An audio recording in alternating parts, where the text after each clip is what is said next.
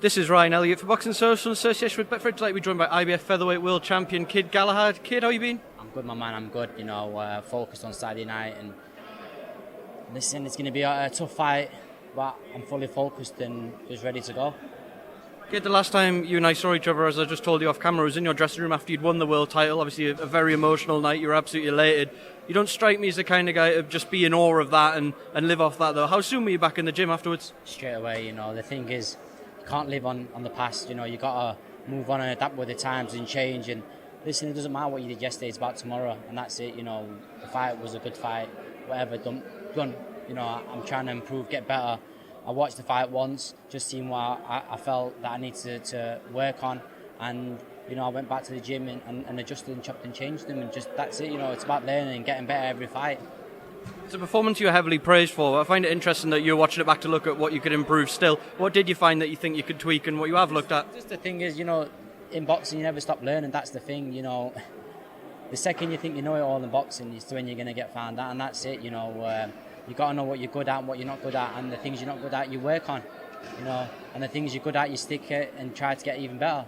But look, this is boxing, and one shot can change it all, and that's it. You got to be fully switched on all the time, at all time. Eddie told me it was a bit of a headache finding you a ranked opponent for this fight, people knocking it back. Kiko Martinez even admitted he was a bit surprised he did get the call. He's here now though, been on the scene for a long time, been at a high level for a long time. What do you expect him to bring on Saturday? Listen, he's been at this level 15 years, it's a long time, and people can say what they want to say about Kiko, but who else would deserve this? Because the other names that they offered me, Kiko was the best. He's a former world champion, he's solid. Some of the other names that people wanted me to fight, they've never won for a world title. Yeah, there might be kids coming through, but why would you want to fight Kiko? He's done more than all of them, and that's the thing. People can say what they want to say about him, but I know, when I get in there, it's going to be a tough night, and I've got to be laser focused and make sure I do a job on him. Because look what other people in the past have done. Look at the Mickey Garcia. The kid he got beat by was not even on the same level as Kiko, and that's it. You just got to be laser focused and make sure you go in there and do a job on these kids.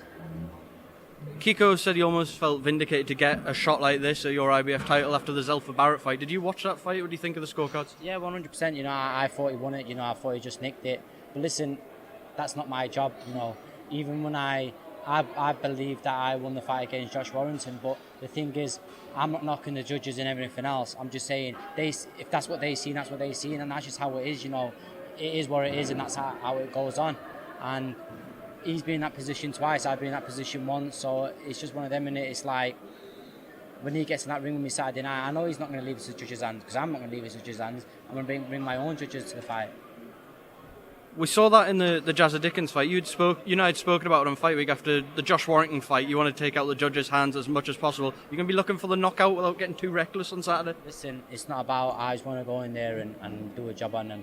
If the knockout comes, but I'm looking to seriously go in there and rock him up in serious style and do a serious job on him. Kid, I appreciate you got business to take care of, but there are a lot of great fights out there. Eddie said to me the one he really, really wants to make for you if you win on Saturday is the Navarrete fight. Would that be your number one fight? 100%. But listen, it's all about Kiko Martinez for now, and just, he can punch, he's strong. He's got a lot of experience, and it's going to be a tough night. The thing is, I don't take my eye off the ball. I'm just fully focused, zoomed in, laser tunnel vision on Kiko Martinez. That fight happens, let it happen, but for now it doesn't matter to me. With that in mind, I'm not going to ask you whether you want to fight the Wood-Conlan winner, but who do you think will win that fight?